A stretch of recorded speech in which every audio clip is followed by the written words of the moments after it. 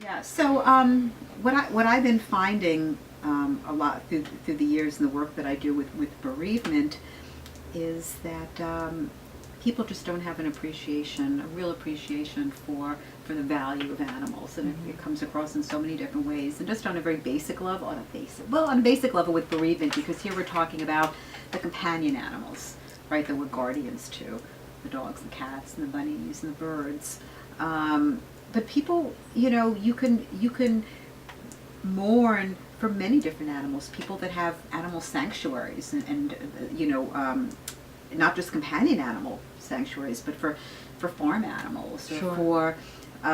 for wild animals, for people that are wildlife rehabilitators. I mean, you take care of these animals, and you mourn and you cry, and it's the same thing. And I could say that me, How I minimized my relationship with my dachshund when he died.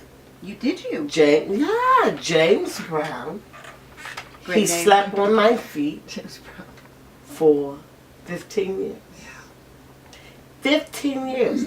And I was supposed to, we knew he was 15 years old, and he was supposed to go to the vet that day.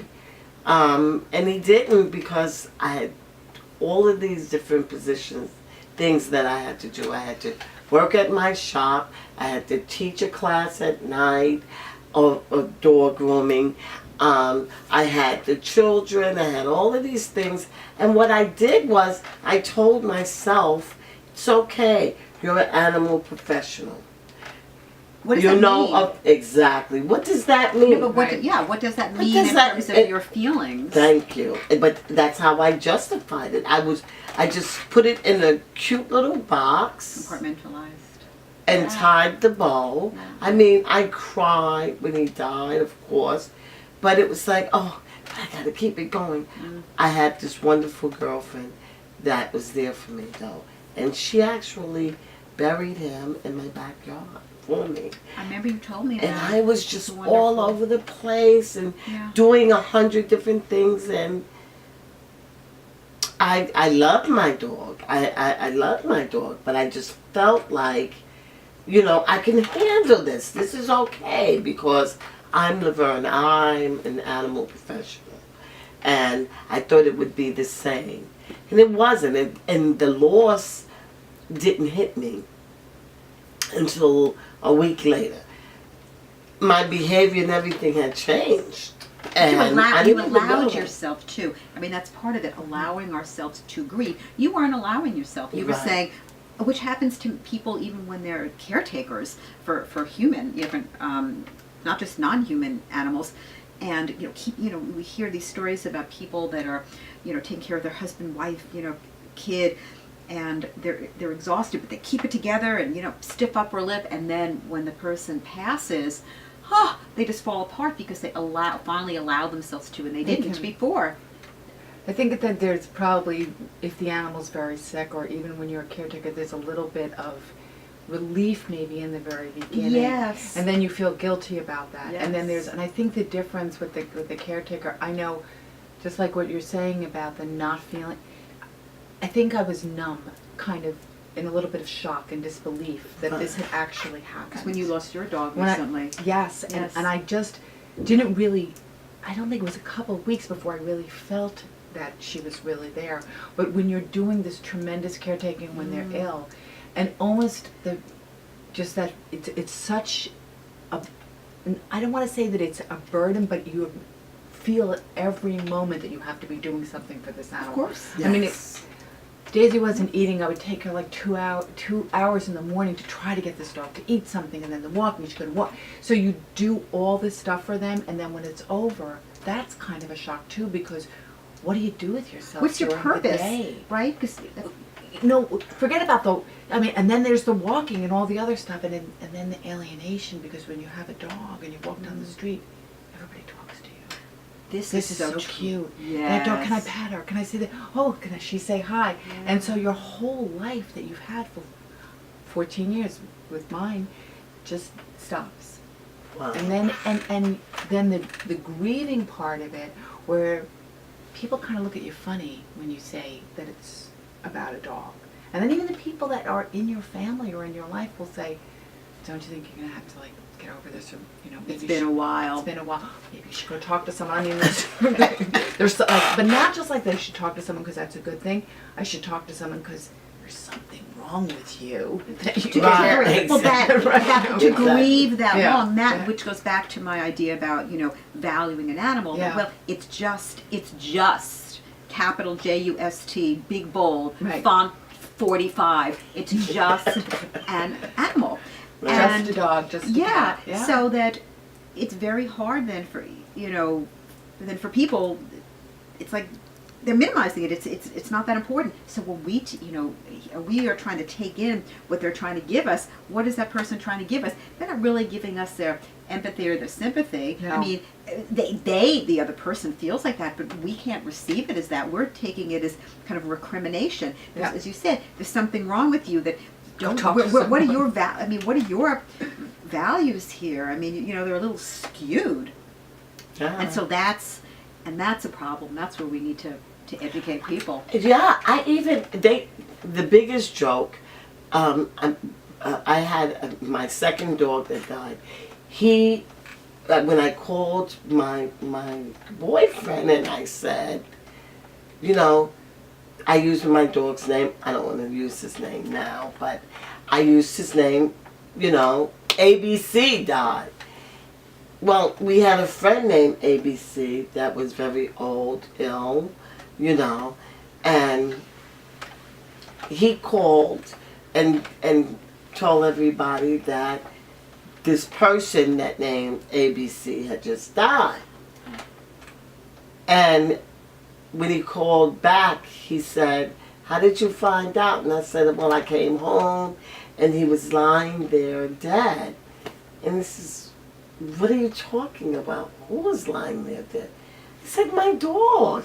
And he was like, oh, no, I told the people that the human named ABC wow. was dead. And then what happened? And then what did that person? So the And person, then, and what was the response then? Huh? From that, what was the response from that person who said, "Oh, I just told everybody." Right, he said, hang up. Insensitive. And this is the most He hung sensitive up on person. you? Hey, he told me, hang up. I have to call these people and tell them. Not like, and then when he called back, it was a joke. Oh, Oh wow! everybody thought you were talking, but the issue never came back to my dog What about my had dog? died. How do you feel about having such Yeah. a loss, a big attachment loss? Exactly. Which is- and which it you never had. came back to Yeah. that. And but that was after you helped me, April. And so that was the second dog, so I knew what to expect. So I wouldn't go to this human being and talk to him about my loss and my feelings. I went somewhere else, that somebody that could relate, could identify. And I remember you saying that when we have these losses, we have to kind of discern who to bring our feelings to. Yeah. Definitely. Because people are very insensitive about Yeah, they this are. sort of thing. They are. And that can be very painful, because every time I see a dachshund, I'm like, I used to have a dachshund. It's like, Yeah, you're connected. You feel, and when you're, in those moments, if you're reaching out to the wrong people, you're in Right. trouble, because that's a time when you need the support of people that get it, and people that Right. can really, really be supportive. Not like, it's okay, you'll get past it. It's just a dog. You'll be Right. fine. Let's go out to the theater tonight. yes. It's like, no, you're not quite getting this. It's like, okay, goodbye. You're a good friend, but for right now, I put you on the side, and I'm going to deal with that good friend. That Right. good friend Exactly. who gets it. So we have to learn to be really discerning, and I talk about that in my practice all the time when people come in. It's, who's your support system? And are these the people that really get it?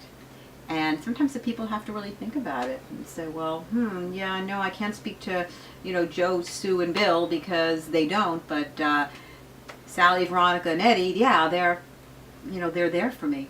Right. So and yeah. and I always, we know, but I just think I would like to talk about the fact of it never being the right time. It's a personal choice Oh, you mean euthanasia? when it comes to either euthanasia or allowing The your animal dog to to go at home. to go naturally. Oh, yeah. It's like I mean, my last dog, he was elderly, and I just kept saying, well, he's eating and he's drinking water. He was blind, he was deaf, he didn't have any teeth, he was skin and bones. And I'm an animal professional, and I should have said at some point, his quality of life, but I'm saying he's still eating. Come to find out, it was just a robotic type of thing, but I could not go and just euthanize him. I couldn't. This It is, I was think, is so the hardest hard. It's the hardest That's thing. the hardest thing. Is that and that's where you have that agency. You decide when that animal is going to. Life or death is Life or on death. you. Mm-hmm. And I think and when I think of all the animals that I've had, cats mostly, and then the dog, where you have to make that decision. And I actually have come to that where I had the last cat that I had, 21 years old. I let that as I'm going to let him go at home because I just couldn't do that. And even with my dog, I remember going to the veterinarian and the veterinarian saying, he told us he let his dog die. His dog had cancer. Right. And so it depends on Depends. what are they What's sick the, with. what's the suffering? Exactly. And that's what I think you So- you got to think about. Yeah, so something like kidney failure where the kidneys shut down and then you have toxins and then there can be terrible or depending whatever disease that they may be having is going to be different. So certainly making that decision, I think that's universal. Anyone you talk to who's had a pet is tortured by that. You live with that. Did you do it too soon? Oh. Did you not do it soon Always. enough? There's never that right moment. It's not this fiction that, you'll know when. I don't really believe that. I don't you know. believe that either. And I mean, I've got people that I'm working with some people now, and who are still grieving, and it's been Yeah. over a year. Yeah. And and I always do believe, and I've had this in the past with other people, that if there is no set time how long it takes to get over it, but I do think that if it's a year and you're not being able to live your life and you can't really move forward, there's other issues going on there too. Exactly. Because Sure.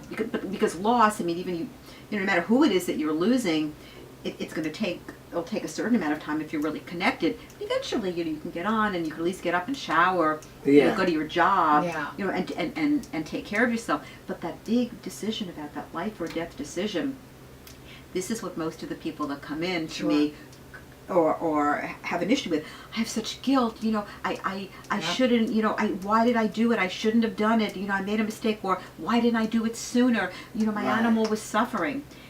How do you know?